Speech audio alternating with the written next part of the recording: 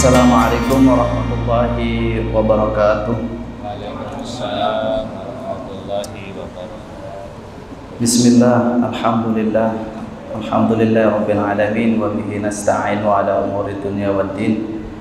Tsumma salatu wassalamu ala asrafil anbiya'i wal mursalin sayyidina wa maulana Muhammadin wa ala alihi wa sahbihi wa barik wa sallim ajma'in, amma ba'du. Senang sekali kita bisa bersilaturahim lagi. Ada tingkatan silaturahim. Yang pertama ada silatul jasad. Jasad kita berjumpa. Silatul jasad. Jasad kita berjumpa, bertemu, berdialog, berjabatan tangan dan sebagainya. Itu tingkatan lahiriah. Lalu di atasnya lagi ada silatul fikr. Silatul fikr ini bukan hanya jasad yang berjumpa, tapi kita berdialog, berdiskusi, sharing, ngaji bersama, itu silatul fikr. Ada tingkatan yang paling tinggi, itu adalah silatul ruh. Silatul ruh ini walaupun kita sedang tidak di Lazuardi, kita sedang jauh liburan di mana-mana, tetapi di dalam sajadah kita malam-malam mendoakan kawan-kawan, mendoakan rekan-rekan, tempat satu kerja dan sebagainya, itu silatul ruh. Bapak-bapak, ibu-ibu yang saya muliakan, yang saya hormati, kita belajar sama-sama ikhlas ya, bapak-bapak, ibu-ibu. Ini bukan berarti kemudian saya yang paling ikhlas di sini, bukan. Karena di dalam khutbah Jumat atau khutbah-khutbah yang lain itu selalu ada istilah usikum wa nafsi. Aku berwasiat kepada kalian, juga berwasiat kepada diriku sendiri. Nah, jadi ini kita saling mengingatkan, kita saling belajar bersama tentang apa itu ikhlas, mana ikhlas seperti apa. Oke, nah saya membuka diskusi ini dengan rangkaian ayat ini ya. Ayat ini hanya saya hadirkan ingin membuktikan bahwa tema ini tema yang sangat berat. Tema yang sangat berat kalau kita sudah berhasil menjadi orang yang ikhlas. Di ayat ini disebutkan, ini peristiwa iblis sama Allah berdialog ya. Allah berfirman, qala ya iblis ma laka alla takuna ma'as sajidin. Wahai iblis, apa yang menyebabkanmu enggan bersama mereka untuk bersujud itu? Lalu iblis berkata, qala lam akun li asjuda li basyarin khalaqtahu min salsalin min hama'im masnun. Iblis berkata, aku sesekali tidak akan bersujud kepada manusia yang engkau ciptakan dari tanah liat yang kering, dari lumpur hitam yang diberi bentuk. Nih, iblis ini kenapa tidak bersujud? Seperti ini alasan iblis. Lalu Allah berfirman, membangkang nih iblis nih. Qala fakhruj minha fa innaka rajim.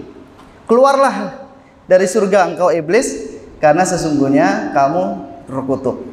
Ini dialog Tuhan sama iblis. Singkat cerita, iblis itu setelah dikeluarkan minta ditangguhkan.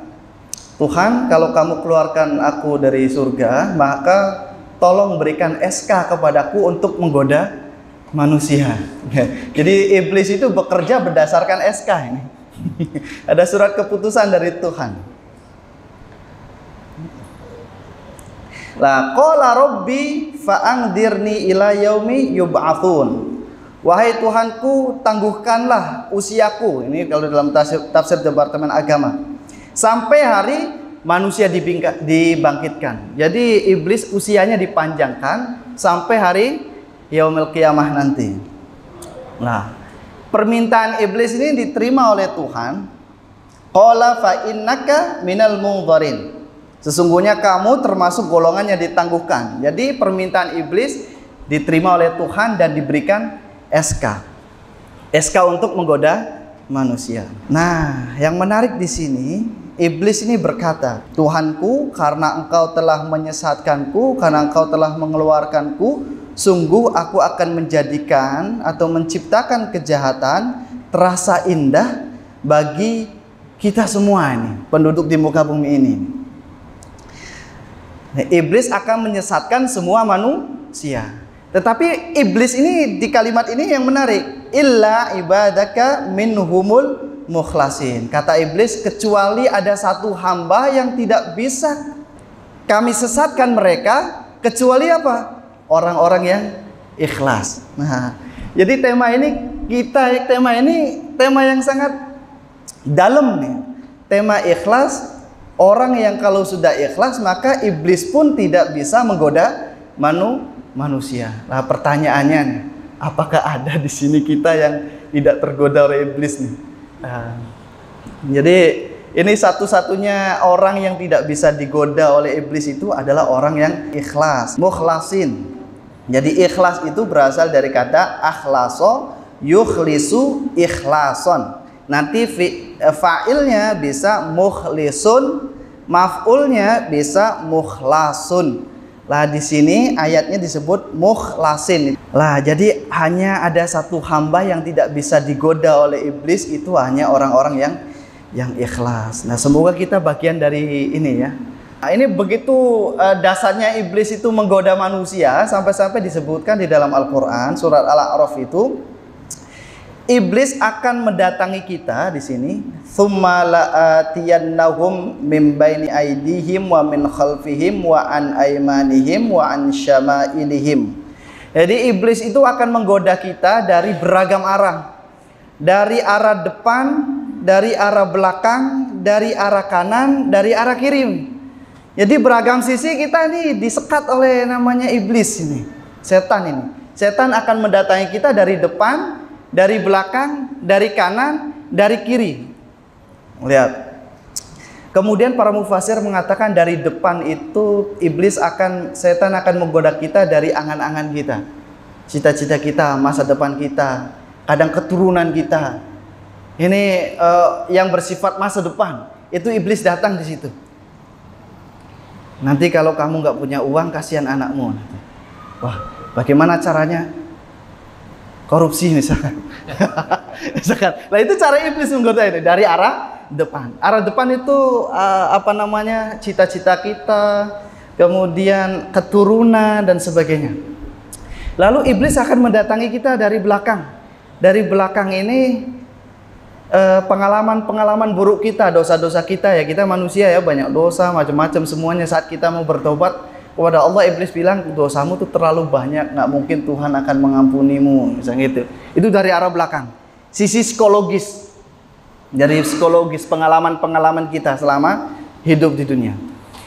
Lalu dari arah kanan itu adalah perbuatan-perbuatan kebaikan, perbuatan-perbuatan kebajikan. Setan pun akan mendatangi. Saat kita sholat juga setan akan mendatangi. Saat kita berzakat, setan akan mendatangi. Saat kita bekerja keras, setan juga akan mendatangi. Mendatanginya apa? Supaya kita riya, supaya kita dilihat oleh atasan, supaya kita dilihat oleh orang-orang pada umumnya, sehingga menganggap bahwa kita ini orang yang paling suci. Jadi arah kebaikan juga ada setan yang akan menggoda.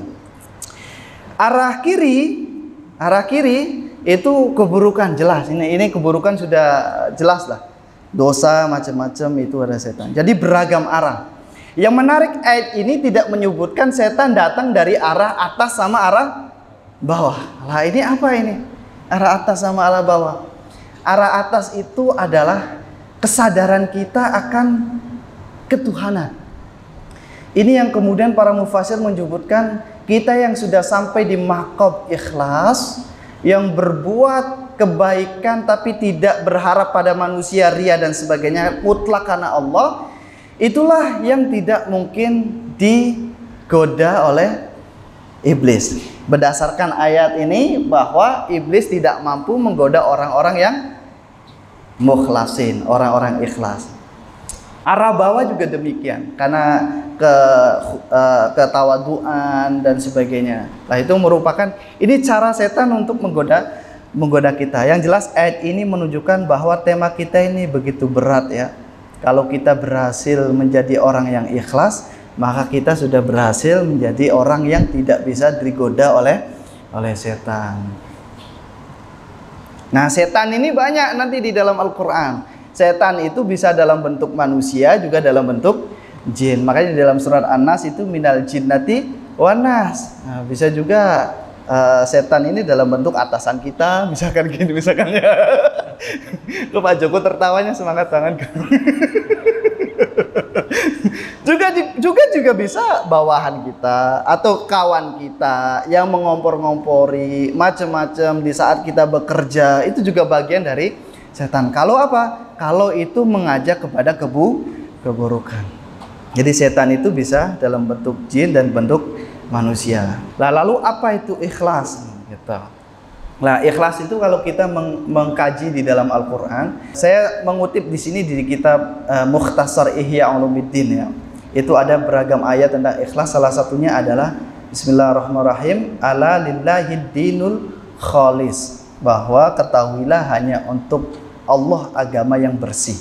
Jadi ikhlas itu maknanya bersih, suci, hanya untuk Tuhan saat beragama, saat bekerja dan sebagainya. Juga ayat yang lainnya, wa ma umiru illa liya'budullaha mukhlishina lahuddin. Jadi ikhlas itu makna dasarnya adalah murni. Nah, di dalam terminologi bahasa Arab yang menunjukkan kata murni itu setidaknya ada banyak, setidaknya dua. Ada sofi itu murni, ada khalis. Ini Pak Khalis nih. Khalis itu murni. Itu artinya murni nih. Tapi kalau nggak dikasih kopi, soalnya bisa rusak ini. Khalis itu murni, sofi juga murni. Nah, bedanya kalau khalis, ikhlas, memurnikan yang tercampur. Itu. Jadi yang dulunya kotor, dia hadir sehingga murni. Itu. Kalau sofi tidak tercampur, memang dari dasarnya sudah murni, itu sofi. Ya. Nah, ikhlas ini berarti apa? Kita diperintahkan Allah untuk ikhlas. Akhirnya kita sadar, kata Allah, kita ini manusia sering luput salah dan dosa. Karena itu kita hanya bisa mencapai mukhlis, orang yang dulunya kotor, naik kemudian tahap satu bertahap menjadi khalis, menjadi suci. Nah, apabila pekerjaan itu bersih dari riya, artinya kita bekerja itu bukan karena dilihat oleh atasan atau oleh bawahan atau oleh kawan bekerja, tapi murni karena Tuhan, maka pekerjaan itu menjadi bersih. Lah, menjadi bersih inilah yang disebut dengan khalis. Ya. Pekerjaan untuk membersihkan itu baru disebut dengan ikhlas. Ya, orangnya ada dua. Ada mukhlas, ada mukhlis.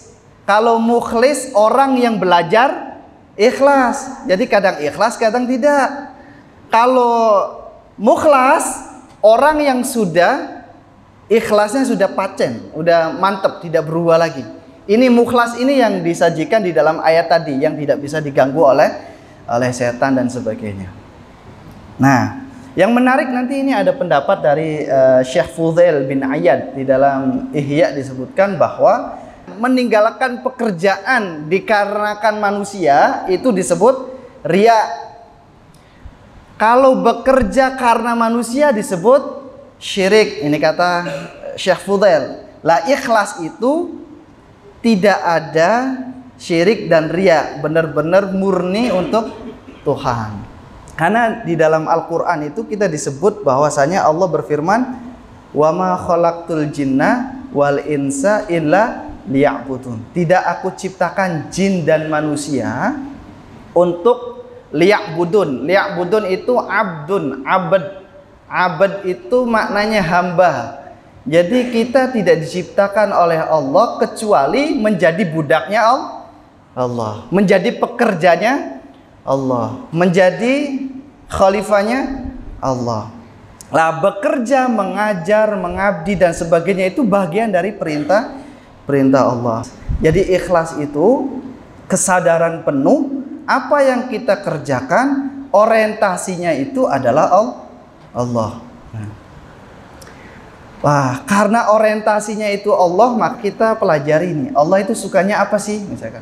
Nah, di dalam hadis disebutkan innallaha jamil yuhibbul jamal. Tuhan itu indah dan mencintai keindahan. Lalu apalagi Tuhan itu? Tuhan itu innallaha yuhibbu idza amila ahadukum amalan ayyutqinahu. Bahwa Tuhan itu mencintai orang yang jika melakukan suatu pekerjaan ia dengan secara itqan. Secara itqan secara sempurna, profesional, paripurna. Itu yang Tuhan cintai. Jadi Tuhan mencintai orang yang bekerja secara paripurna, secara profesional, secara sempurna. Lah karena Tuhan itu maha indah. Jika Allah indah, jika Allah menyukai keindahan, jika Allah menyukai profesionalitas dan kesempurnaan, maka saat kita bekerja, memberikan pelayanan, mengajar, membimbing, beraktivitas apapun, pastikan kita lakukan ini dengan sesempurna mungkin. Kalau bahasanya Pak Haidar, seihsan mungkin, seindah mungkin, semaksimal mungkin. Nah kalau sudah itu, maka kita sudah sampai di dalam predikat orientasi kita itu adalah Allah. Bukan orientasinya adalah atasan ataupun kawan sekerja kita. Nah sekali lagi kita lagi belajar ikhlas. Ini juga saya sampaikan kepada diri saya sendiri. Nah, menarik ini teman-teman, bapak-bapak, ibu-ibu. Ada satu ungkapan. Ini Ibnu Athaillah Skandari di dalam Al-Hikam itu mempertanyakan, apakah pekerjaan yang kita lakukan ini masih mempunyai jiwa atau masih bernyawa? Nah, di sini disebutkan al-a'malu suwarun qa'imatun wa arwahuha wujudu sirril ikhlasi fiha. Ini di sini disebutkan bahwa al-a'mal, aktivitas, bekerja, berbuat, apapun yang kita lakukan ini adalah suwarun qa'imatun. Ia hanya forma, ia hanya luaran, ia hanya bentuk jasad semata. Wa arwahuha, dan ruh dari apa yang kita lakukan ini adalah wujudu sirril ikhlasi fiha, yaitu keikhlasan yang ada di dalam perbuatan itu. Lah Ibnu Athaillah di sini mengatakan bahwa kalau kita bekerja tetapi tidak ada ikhlasnya, itu bagaikan kita punya tubuh tapi tidak memiliki ruh. Kalau tidak memiliki ruh, maka tubuh kita tidak berkembang. Bekerja kita juga tidak berkembang. Keluarga kita juga tidak berkembang. Anak-anak yang kita kasihi juga dilalahnya berbuat buruk, tidak berkembang, berbuat kebaikan seperti kita, bahkan lebih besar daripada kita. Ini dasarnya kenapa? Karena saat kita beraktivitas tidak ada keikhlasan di dalamnya. Jadi ikhlas itu seperti ruh di dalam amal. Kalau tidak ruh kan berarti meninggal. Jadi kegiatan yang kita lakukan sia-sia. Nah, karena itu di dalam Al-Qur'an disebutkan bahwasanya kullu man 'alaiha fan. Setiap sesuatu itu binasa, fana. Wa yabqa wajhu rabbika dzul jalali wal ikram. Nah, di sini ayat ini mengajarkan bahwa saat kita bekerja tetapi niat kita itu kita hadapkan dengan wajah Tuhan, arahnya ke Tuhan. Wajah itu kan simbol dari arah. Kalau kita bekerja, lalu kita arahkan, kita niatkan kerjaan ini adalah perintah Tuhan, untuk Tuhan dan sebagainya, maka itu pekerjaannya akan menjadi kekal. Nah, artinya jabatan, popularitas, keberhasilan karir itu akan fana saat kita wafat. Namun amal kerja kita saat kita hidup dilandasi oleh keikhlasan, karena kita hadapkan kerjaan kita itu kepada wajah Tuhan, maka itu akan baka itu akan terus hadir walaupun kita tidak ada, walaupun kita sudah fana. Jadi amal itu kalau dilandasi oleh keikhlasan, maka dia akan terus mengalir. Biasanya Pak Haidar itu menyebutkan Viktor Frankl biasanya. Termasuk di Nurwala juga sering mengingatkan kalau kita bekerja itu Nurwala atau kadang Lazwardi, Mizan dan sebagainya. Kalau kita bekerja itu jangan hanya sekedar kita mau menyelesaikan mengedit buku, tapi coba kita maknai bahwa kita sempurnakan buku ini sehingga orang bisa mendownload pengetahuan dari buku ini, lalu orang banyak memberikan manfaat, mengamalkan, itu sejatinya mengalir secara terus menerus di dalam diri kita. Nah, Bapak Ibu yang bekerja di dunia pendidikan juga demikian, berarti kita apa? Kita jangan hanya berhenti untuk mendidik raga, tapi mendidik jiwa. Supaya apa? Anak didik kita itu setelah selesai dari Lazuardi, dia mengamalkan apa yang menjadi visi Lazuardi, welas kasih dan sebagainya. Kalau anak-anak kita mengamalkan apa yang dilakukan oleh Lazuardi, berarti itu menjadi baqiyatus shalihat. Itu kebaikan yang kekal abadi. Itu menjadi modal kita untuk berjumpa dengan Tuhan. Ini ada tingkatan-tingkatan ikhlas. Ada menurut Kiai Soleh Darat, Kiai Soleh Darat ini gurunya Kiai Hasyim Asy'ari, pendiri Nahdlatul Ulama, sama gurunya Kiai Ahmad Dahlan, pendiri Muhammadiyah. Jadi Kiai Soleh Darat ini maha gurunya minimal 2 ormas besar di Indonesia ya, Muhammadiyah sama NU. Lah, beliau punya kitab namanya Sarah Hikam dalam bahasa Jawa. Lah, beliau membagi 3 tingkatan kelompok ikhlas. Pertama itu abid, ya abid ini beramal, beribadah supaya tidak riya, tapi takut neraka sama mengharapkan surga. Masih ada harapan. Ini abid, ini penjual biasanya. Kalau kita berjualan kan gitu, supaya kita mendapatkan untung. Jadi beribadah supaya kita mendapatkan untung. Itu kelompok pertama. Ini nggak apa-apa, ini juga bagus. Jangan sampai kalau kita aja belum sampai di abid, beribadah karena orang, wah itu riya. Kalau udah riya berarti hancur, nggak ada apa-apanya. Lah, di tingkatan kedua ada kelompok muhibbin. Dia beribadah tapi semata-mata karena Tuhan, cinta pada Tuhan. Itu kelompok muhibbin. Ini doanya Robi Adawiyah ya. Tuhan, jika aku menyembahmu demi surgamu, halangilah aku masuk ke sana. Jika aku menyembahmu karena takut neraka, maka cemplungkanlah aku di dalam neraka. Jika aku menyembahmu karena mencintaimu, jangan halangi aku dari dirimu. Itu sudah tidak mau minta apa-apa, hanya minta Tuhan saja. Itu di kelompok muhibbin. Kelompok arifin lebih jauh lagi. Kelompok arifin ini dia beramal dengan penuh kesadaran bahwa yang kita lakukan ini adalah kita tidak ada, yang ada adalah Tuhan. Tuhan melakukan, mengizinkan, menghendaki kita. Dan begitu pun kita berbuat, bekerja, mengajarkan, itu kesadaran bahwa ini adalah perintah Tuhan. Ini adalah Tuhan. Tidak ada aku. Keegosentrisannya hilang. Nah, ini Ibnu Athaillah melandasi.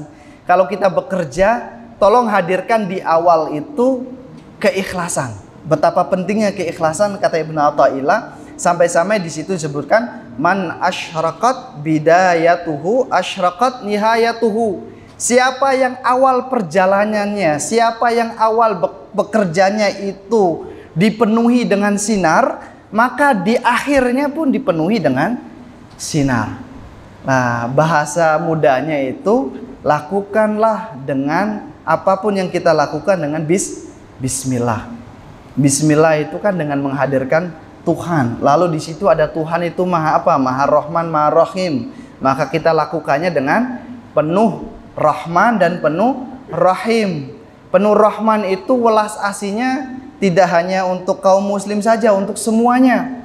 Makanya Rahman, mulut kita itu mengap Rahman, jadi welas kasihnya kepada semua. Tapi kalau Rahim, mulut kita itu menutup, welas kasihnya hanya kepada orang-orang tertentu saja. Ya, bismillah itu mengajarkan supaya kita bekerja, berbuat baik kepada seluruh manusia, baik orang yang tidak kenal ataupun yang orang kita kenal. Lah, ini kan ada tingkatan banyak ya Ibu Bapak Ibu ya. Ada mukhlas, ada mukhlis, ada kholis tingkatannya. Ada tingkatan ikhlas juga, ada abid, ada arif, macam-macam. Lah, di dalam membaca teks agama itu ada satu pendekatan, saya kira ini sangat menarik, namanya teori nazariyatul hudud, teori limit, teori batas. Ada batas atas, ada batas yang tinggi, ada batas terendah. Batas atas itu katakannya perbuatan para anbiya lah, itu batas atas. Batas terendah itu ya kita-kita yang imannya kadang naik kan, kadang turun. Contoh misalkan, Nabi itu kalau berpuasa itu bukannya satu suapan, lukmatan, itu satu lukmah. Ini Nabi. Katakan itu sebagai batas atas. Batas terendahnya minimal saat kita berbuka puasa itu kita tidak memakan makanan yang haram. Itu batasan terendah. Berbuat ikhlas misalkan. Berbuat ikhlas katakanlah batasan teratasnya itu adalah kelompok arifin. Kelompok yang sudah dia bilang bahwa semuanya Tuhan yang melakukan. Atau kelompok muhibbin, kita melakukan atas cinta. Nah, batasan terendahnya minimal kita menjadi abid. Nah, kita itu berbuat minimal kita tidak riya, sudah cukup. Walaupun kita masih minta surga. Bapak-bapak, ibu-ibu, lah berarti kalau ikhlas itu adalah ruh, maka amanah ini menjadi tangannya. Artinya ikhlas dan amanah ini modal kita menjadi khalifah Allah di muka bumi. Modal kita menjadi budaknya Allah, hamba Allah. Kalau kita sudah menjadi ikhlas, kalau dalam diri kita ada ikhlas, ada amanah, maka kita akan bernilai di dunia, di ruang kerja dan sebagainya, dan berbuah di dunia dan di akhirat. Minimal yang kita lakukan itu adalah kebajikan dan sebagainya. Ini mari kita mempersiapkan diri menjadi khalifah Allah di muka bumi dengan bekerja penuh ihsan, menghasilkan ide dan gagasan yang baik untuk memajukan sekolah, yayasan dan sebagainya, dan berbuat yang mengandung kemaslahatan yang banyak. Dan kita akhirkan bahwa kita ini bekerja untuk Tuhan. Dan kalau andaikan ada terbesit di dalam diri kita itu kita punya anak, ya kita bekerja, yakinlah bahwa membuat anak bahagia, istri bahagia, suami bahagia itu juga bagian dari perintah Allah. Jadi kita siapkan diri kita, mari kita sama-sama belajar supaya kita ikhlas. Mungkin ini yang bisa saya sampaikan. Terima kasih bapak-bapak, ibu-ibu sekalian, semoga ada manfaatnya. Assalamualaikum warahmatullahi wabarakatuh.